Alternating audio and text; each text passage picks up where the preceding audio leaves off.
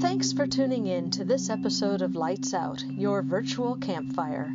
I'm your hostess with the mostest ghosties, Sylvia Schultz. Okay, I'll admit I'm biased, but I happen to think libraries are awesome places to hang out. It's nice and quiet in there, most of the time, and you're surrounded by books. So, why not spend eternity there? Pull out your library card, pick out a stack of books, and let's go lights out. Willard Library is housed in a stately Victorian Gothic building in Evansville, Indiana. The gorgeous old building is a fitting setting for the oldest public library in Indiana. The Victorian throwback sits downtown, a proud reminder of the past next to the modern structures and busy highways that crisscross this town of 130,000 people. The library was founded in 1885 by Willard Carpenter, a local philanthropist. According to the brochure put out by the library, Willard Carpenter wanted to leave a lasting legacy in Evansville, a town he had helped build through his political and business involvement. His original dream was to build a women's college, but he lost much of his fortune through some unfortunate business investments. He was encouraged instead to build this amazing library. As with all libraries, it was intended for the use of the people of all classes, races, and sexes, free of charge, forever. We are here because Willard Library is haunted by the ghost of the Gray Lady. She is somewhat of a mystery. No one really knows who she is. But many people suspect that it might very well be Louise Carpenter, Willard's daughter. Unfortunately, the story of Louise and Willard Library is one of contentiousness and bad feelings, a perfect recipe for a haunting. Willard Carpenter actually died before the library was completed. With his death, it seemed as though the project was in jeopardy. But Willard had planned ahead.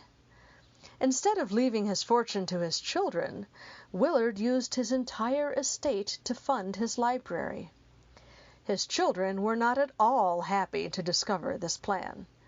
Louise, his estranged daughter, sued her father's estate to get access to what she felt was her inheritance. She lost. Louise may be the ghost that haunts the library, or the phantom might be someone else entirely. No one's really sure. But Willard Library is most assuredly haunted by someone. The haunting of the library began in the early hours one winter morning in 1937. A janitor was working overnight in the building, and one of his tasks at around 3 a.m. was to stoke the furnace. The janitor went down into the basement to tend to the furnace, which was located near what today is the junction of the hallways past the children's room on the bottom floor. The beam of his flashlight revealed a woman wearing a long dress and a gray shawl. Startled, the janitor dropped his flashlight. He bent down to pick it up, and the lady disappeared. The janitor quit not long after that. You might think that a library would be wary of fessing up to having a ghost in the stacks. On the contrary, Willard Library is proud to host the Gray Lady. They even have half a dozen ghost cams set up to catch any paranormal shenanigans. There's also a handout available with Gray Lady sightings and stories. Right on the front of the handout, visitors are told, feel free to roam about, snap photos, or ask questions. Several of the Gray Lady encounters have happened on the elevator. A former custodian got on the elevator on the first floor early one morning and pushed the button to go down, but nothing happened. He tried a couple more times, but nothing worked. Frustrated, he said out loud, "I want to go down," and that worked. A library assistant, shortly after she was hired, decided to introduce herself to the ghost while working alone on the adult services floor. She nicely explained to the Gray Lady that she didn't like to be scared, and if the ghost would like to make herself known to her, it could be expressed in non-scary ways. Shortly after, the elevator door opened, and no one was coming out. The library assistant walked over to the elevator thinking it was a patron who needed assistance to exit the elevator. Once she approached the open elevator, no one was there. What made this particularly startling is that the call light for the elevator was lit, and that button only lights up when it has been pushed. The library assistant said that she felt this was the Gray Lady ghost complying to her request and welcoming her to the staff. Those two stories are from the brochure that is put out by Willard Library.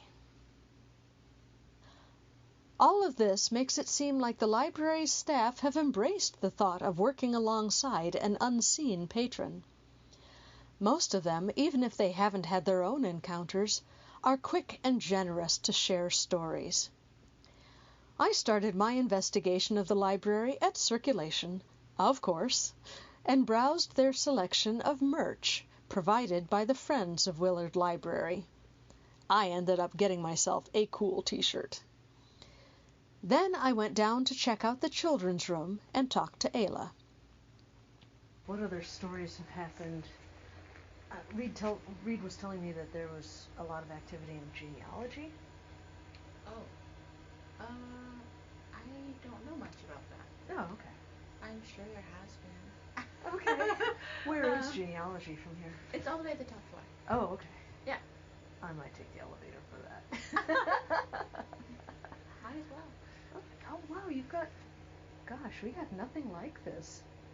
Yeah, they have this, and then weirdly also that's where things get kind of iffy. So all of our camera, the ones even connect to the internet, there's an entire server in the back there. Oh. Which is why we have the security down here, which I hate. But it is nice for in case anything ever does happen. But there's a lot of weird things just from being a library, Right. Oh, I get it. Yeah. Believe me, I get it. So has anyone ever captured anything on these cameras? Yeah, so the lady that actually normally works the shift, she's out today, but she's been here about 30 years. Mm-hmm. And so it would have been this camera here.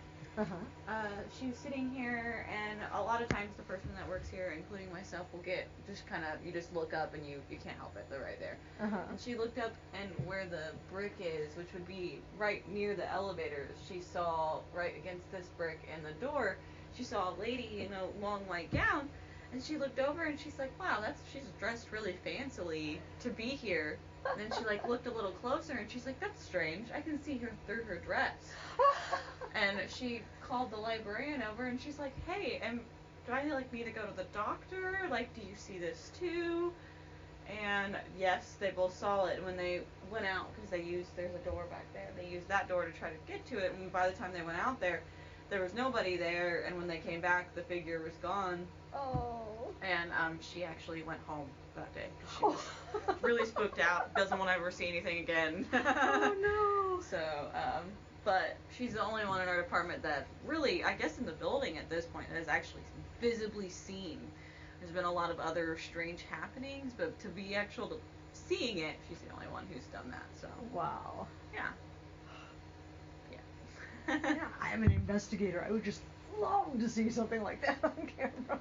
Oh, yeah, I'd be interested too. She was not a fan. Well, yeah, like I said, we don't know how we're going to react when we see something weird like that. Oh, yeah. That is cool. Thank you for sharing that story with me. That's neat. Yeah, no problem. And at the end of the hall there, and then one floor up, you should maybe grab one of our, I don't know if he gave it to you, there's a little pamphlet of all the... Yeah. Oh, okay, yeah. He did give that to me. Okay, so. Perfect. All right, Ayla, thank you so much for that, and I'm going to continue wandering. Yeah, have fun. Take care. I stayed in the basement for a bit and talked with a gregarious part-timer, Stephanie. I apologize for the sound quality of this next clip. Stephanie and I were in a big reading room, and I didn't realize when I was recording how echoey it was in there. So what happened in the children's room? Well, that's in 1937. That's when the ghost was first saw was in the. But back before it became children's room, it was the furnace. Okay. So the story goes that the janitor, he had to come at 3 a.m. to make sure the building heats up, because we didn't have good electricity. Anyway. Then he had his flashlight on, he looked around, and then in front of him stood a gray lady, gray veil, gray dress, gray shoes. He was so sorry he dropped his flashlight and then just disappeared. Just booked it. Yeah, and he surely quit. Oh He's no. like, yeah, I'm not happy with this. No one believed him at first, but then other things started happening, like smell of perfume. That's one of the signs that she's nearby.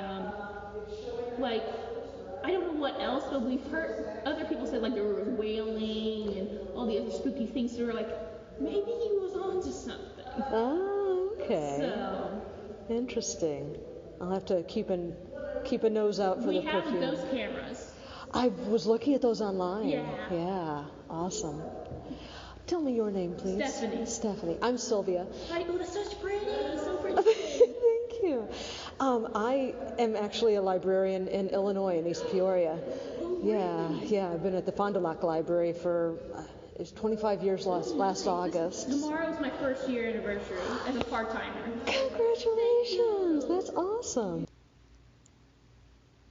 I took the infamous elevator up to visit Stan, the historian, who told me loads of fun stories and showed me the boardroom. A quick aside. Reed, down at the circ desk, shared a quick bit of history with me regarding the boardroom's decor. Before 1982, at some point in time, the Baird Room's paint color was a maroon color, like you see downstairs. But on June 8th, 1982, there was a large storm that took down a tree in the yard that landed where the Baird Room is and on the window there and broke the window and did some damage inside. And in breaking through the window in the wall, it revealed the original paint color, which is a dark green. And so we ended up having to redo the room because of the damage, and so the green was restored to its original color. Well, so why not do the original color? Exactly. That's cool. Yeah. That is amazing. So I think that's... And now back to Stan and the stories. Well, I am a paranormal investigator. You can run around. And a fellow librarian. I work at the library in East Peoria, Illinois, at the Fond du Lac Library. And I'm in town actually doing research for the Vicky White and Casey White true crime case. And I thought, my goodness, I can't miss a trip to the Willard Library. Okay. Nope, we get people looking for that. We get other people looking at the building. It's gorgeous. Oh my goodness. It's a pretty room. Trustees meeting room. Okay. We're here a little bit ago. Oh, okay. So it's not as clean as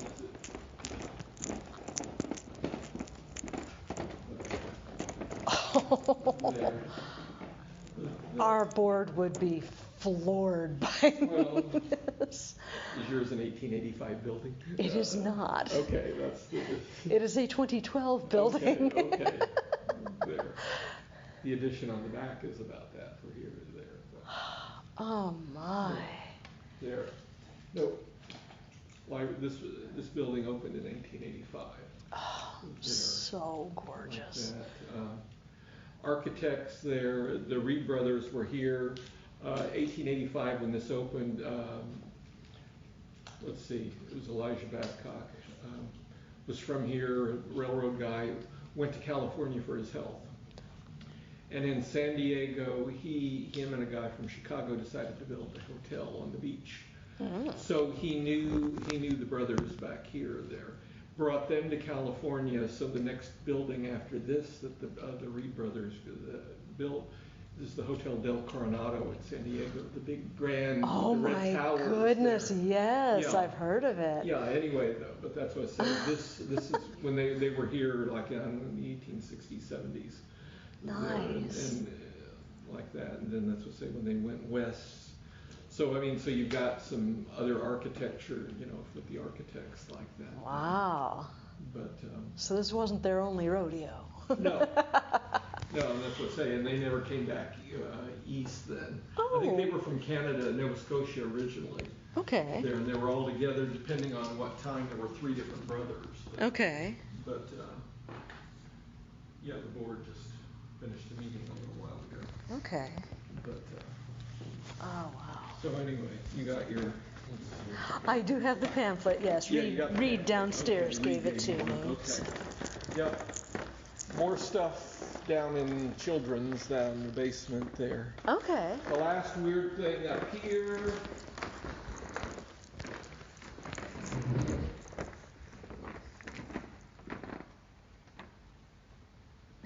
Use the same email system we do. Huh? Use the same Yeah. email system we do. This is out here on the stairway here. Oh, may I Yeah. take a picture of it? Thank you. I mean, there's other ones, but that's what I say. This is the most recent. Wow. And the reason I keep this, it was a joke here. One night, and I don't know, this has been a few years, I think pre-COVID, right? Well, maybe right when COVID started.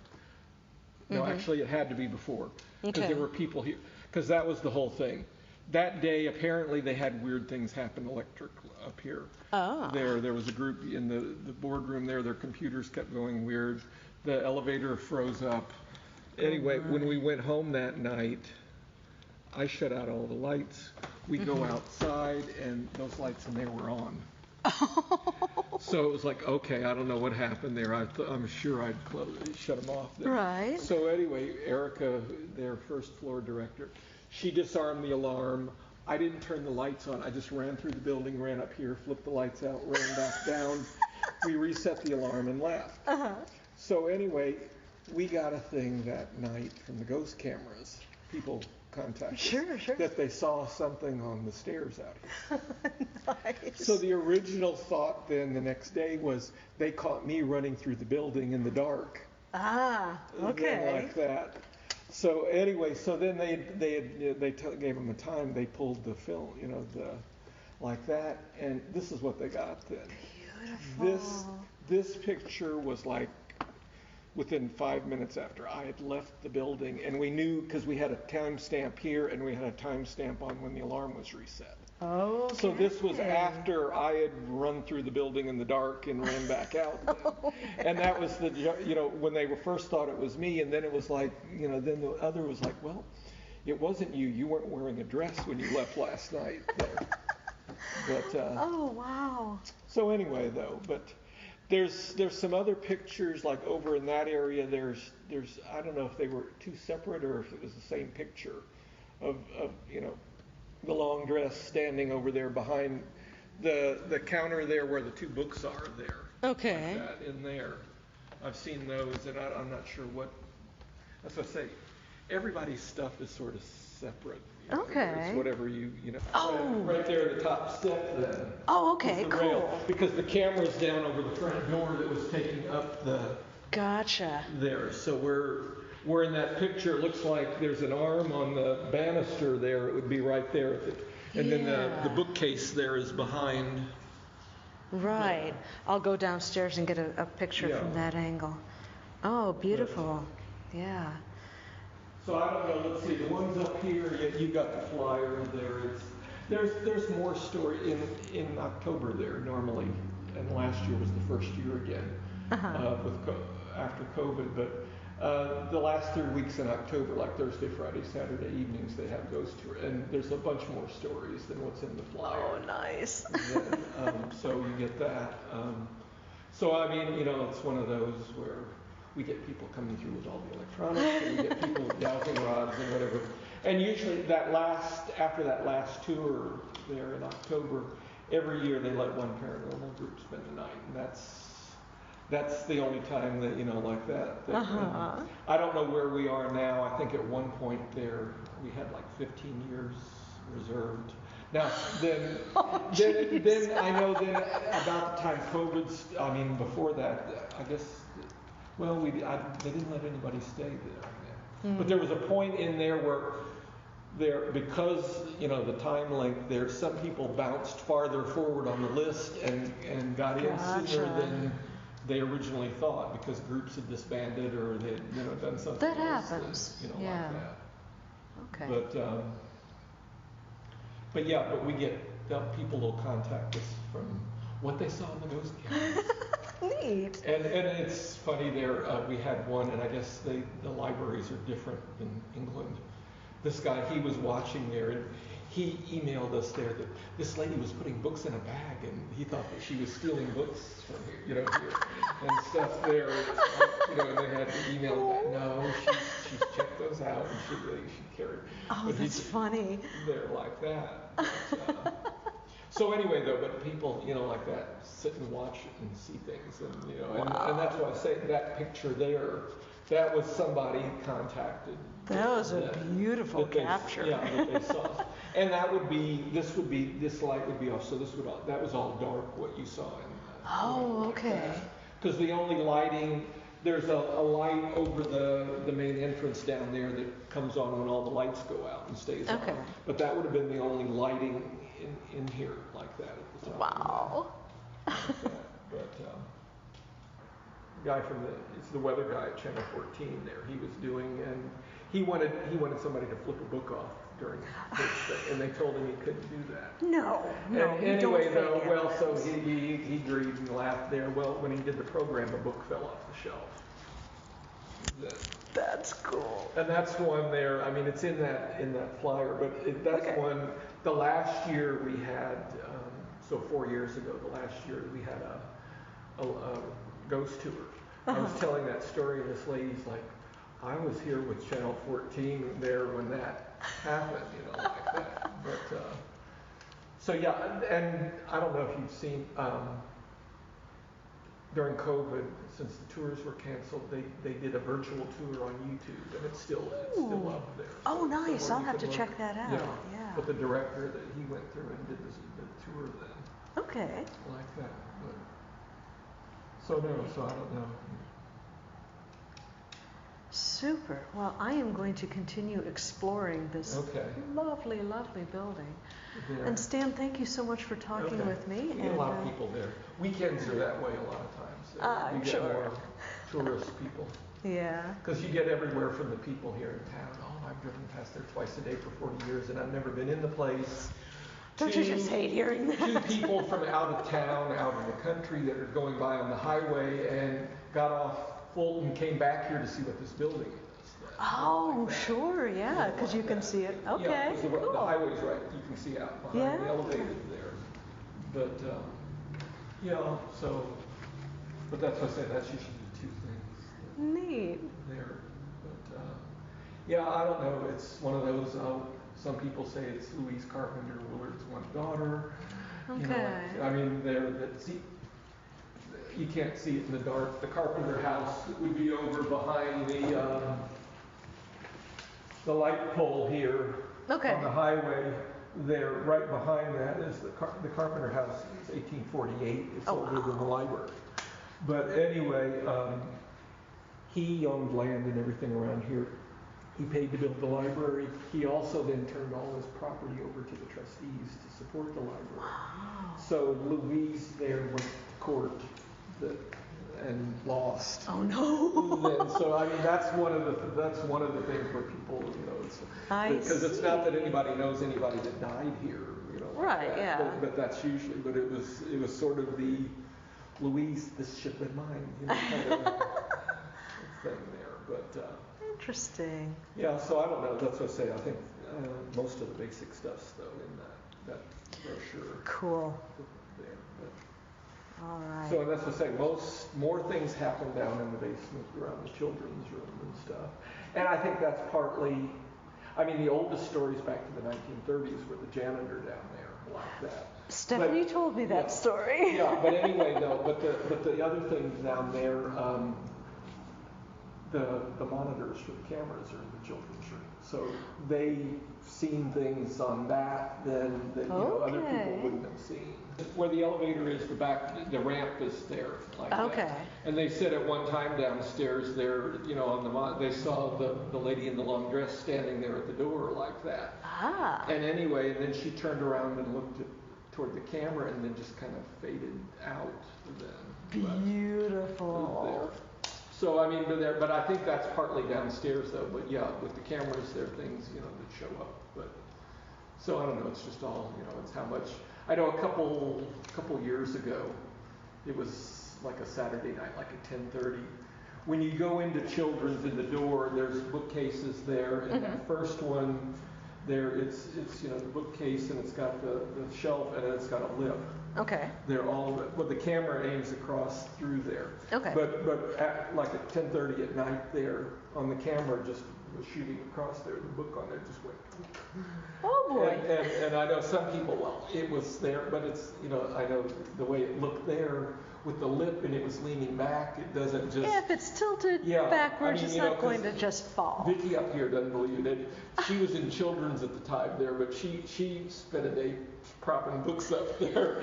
It's like, see, if you get there, it'll fall, you know, but it's like, yeah, but if it worked that way, it was like 5 hours after we left that it decided to fall off. Right, you know, rather than, you know, anytime shortly. But I think that was kind of about the last thing, you know, on the cameras there that happened. Fun. Like that. But so anyway, but. All right. Well, thank you for sharing those stories. I appreciate it. I hope you've enjoyed this stroll through the stacks of a haunted library. It was truly my pleasure to bring you this episode. And coming up, I've got even more spooky goodness for you. I recently spent 3 weeks in England and Scotland gathering loads of wonderful stories for fans of Lights Out. We'll begin our tour of haunted England at Hampton Court Palace the next time we go Lights Out.